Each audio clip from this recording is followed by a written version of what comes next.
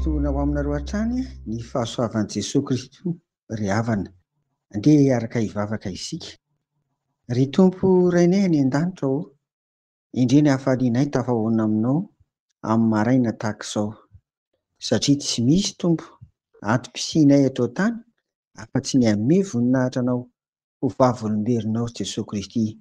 Koa izao andro vaovaonao omenao anay hivelomanay izao anie, azahoanay manantanteraka an'izany. Tantano izay, fimbino izay, ampio izahay. Amin'ny anaran'i Jesosy, amen. Andro faharoa ry havako amin'ny fandinihana ny lohahevitra hoe mamoria vokatra ho an'ny Tompo anio. Noho izany dia mbola ho betsaka raha sitrapon'ny Tompo no ifampizarantsika eto.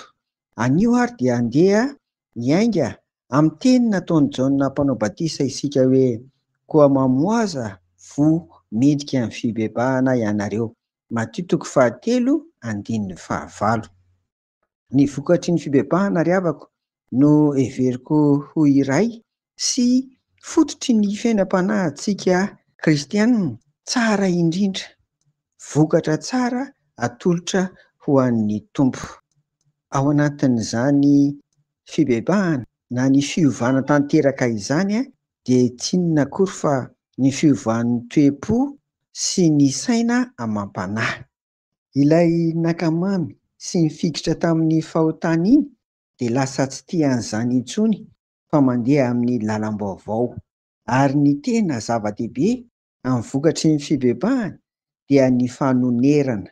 Averiko ry havana, ny tena zava-dehibe amin'ny vokatry ny fibebahana dia ny fanonerana.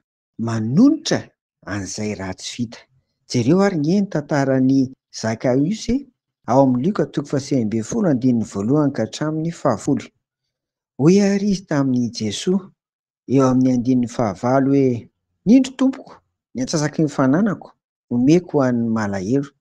Ary raha nisy zavatra nalaiko tamin'ny fanambakana dia oneriko avy efatra eny izany. Ry havako, angony ary atoloro ho an'ny Tompo ny voa mendrika amin'ny fibebahana rehetra, mba azahoantsika manome voninahitra an'Andriamanitra ary mijoro ho vavolombelon'i Jesosy amin'ny androm-piainantsika rehetra. Amen. Vavaka ary isika. Misaotra anao mandrakariva ary izay Tompo, fa isan'andro dia miteny aminay ny fanahinao masina ny amin'izay tokony ataonay.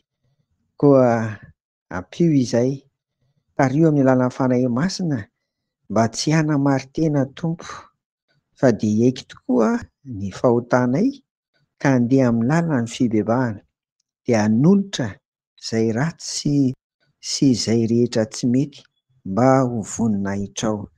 Dia amin'ity tontolo andro ity mombahanay Tompo, amin'ny anaran'i Jesosy, amen. Ho aminareo hatrany ny fiadanan'i Jesosy, amen.